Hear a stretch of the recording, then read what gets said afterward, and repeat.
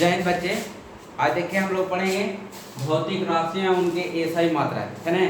तो इसमें सबसे पहले हम लोग जानते हैं बाबू कि विज्ञान विज्ञान कहते किसको है, विज्ञान है ना, यानी कि साइंस।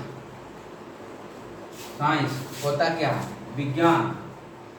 तो बी का अर्थ होता है बाबू आप लोग के, बी का अर्थ होता है विशिष्ट है ना, विशिष्ट जानकारी प्राप्त करना, विशिष्ट जानकारी।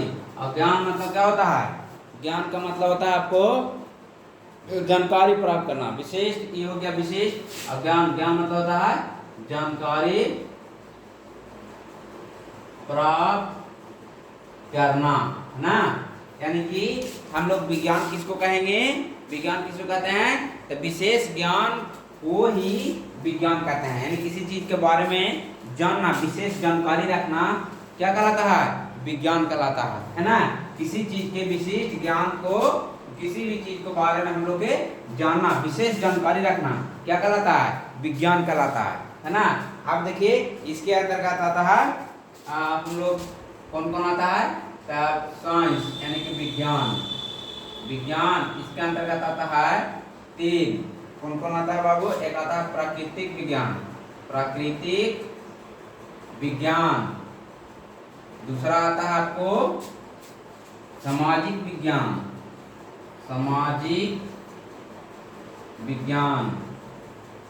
और तीसरा आता है आपको मूर्त विज्ञान ना। एक आता है प्राकृतिक विज्ञान, सामाजिक विज्ञान और मूर्त विज्ञान। ठीक है, तो देखिए मूर्त विज्ञान हम लोग पहले समझते हैं। मूर्त कहते किसको है, मूर्त कहते किसको है, तब जिसे हम लोग छूकर है ना, देखकर महसूस करते हैं, उसी को हम लोग क्या कहते हैं, मूर्त वस्तु कहते हैं।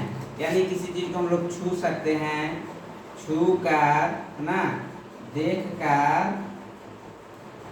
महसूस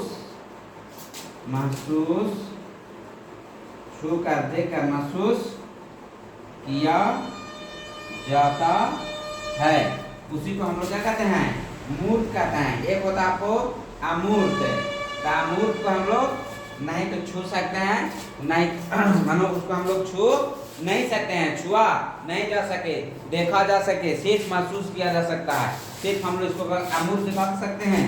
सिर्फ देखा जा सके और महसूस किया जा सके, उसको हम लोग क्या कहते हैं, अमूर्त कहते हैं। क्या कहते हैं, अमूर्त कहते हैं। ठीक है, तो इतना इसको लिखिए आप लोग, वीडियो को रोक करके और लिख लिया कीजिए। देखिए बाबू आगे पढ़ना है कि प्राकृतिक विज्ञान कहते किसको है ना, प्राकृतिक विज्ञान कहते किसको है, तो ऐसा विज्ञान जो प्राकृतिक जानकारी से ओतप्रोत हो, जिसे प्राकृतिक विज्ञान कहते हैं। यानी प्राकृतिक में वैसा विज्ञान जो प्राकृतिक जानकारी से ओतप्रोत हो, यानी प्राकृतिक में जो भी जानकारी होता है, प्राप्त होता है, हासिल करते हैं, उसी को हम लोग प्राकृतिक विज्ञान कहते हैं। अब इसके अंतर्गत तीन को पढ़ना है। क्या पढ़ना है, तो भौतिक कितने विज्ञान पढ़ना है, 3 विज्ञान पढ़ना है। भौतिक विज्ञान, रासायनिक विज्ञान या रसायन विज्ञान और जीव विज्ञान है ना। पहला पढ़ना भौतिक विज्ञान, रासायनिक विज्ञान, जीव विज्ञान। भौतिक विज्ञान, रासायनिक विज्ञान और जीव विज्ञान, 3 को पढ़ना है ना। अब देखिए हम लोग इनको परापारी से परिभाषा बताएंगे, यानी कि भौतिक विज्ञान कहते किसको है।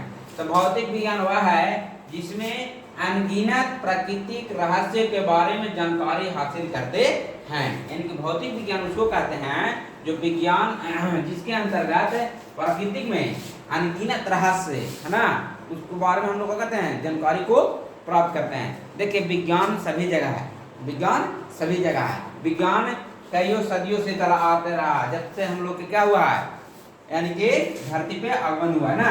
आगे देखिए भौतिक विज्ञान है, अगला है रासायनिक विज्ञान, जिसके अंतर्गत प्राकृतिक में छुपे या विभिन्न प्रकार के रसायनों के आविष्कार के बारे में उनकी उनकी क्रियाओं के बारे में जानकारी प्राप्त करते हैं, उसी को हम लोग रसायन विज्ञान कहते हैं।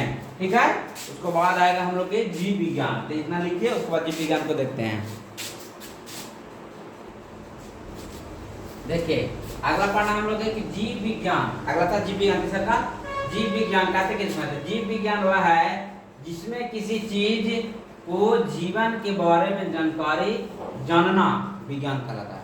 किसी भी चीज को जिसमें किसी चीज को जीवन के बारे में जानकारी प्राप्त करना, अध्ययन करना, उसी को क्या कहते हैं हम लोग? जीव विज्ञान कहते हैं। ठीक है, अब उसको बाद है दूसरा का कि सामाजिक विज्ञान कहते किसको हैं? सामाजिक विज्ञान कहते किसको हैं? तो वह विज्ञान जिसमें हम समाज के विभिन्न प्रक्रियाओं के बारे में जानकारी प्राप्त करते हैं। जैसे हम लोग समाज में बैठते हैं तो समाज में बहुत कुछ हम लोग को सीखने के लिए मिलता है ना। समाज में किस ढंग से उठना चाहिए, बैठना चाहिए, समाज में किस आदमी से किस ढंग से बात करना चाहिए, है ना, वही वजह आपको सामाजिक विज्ञान होता है। सामाजिक ज्ञान होना चाहिए हर एक विद्यार्थी को, अपने आप में सामाजिक ज्ञान होना चाहिए। सामाजिक ज्ञान आपके पास नहीं है तो आप कुछ भी नहीं है, आप पढ़े लिखे बेकार हैं।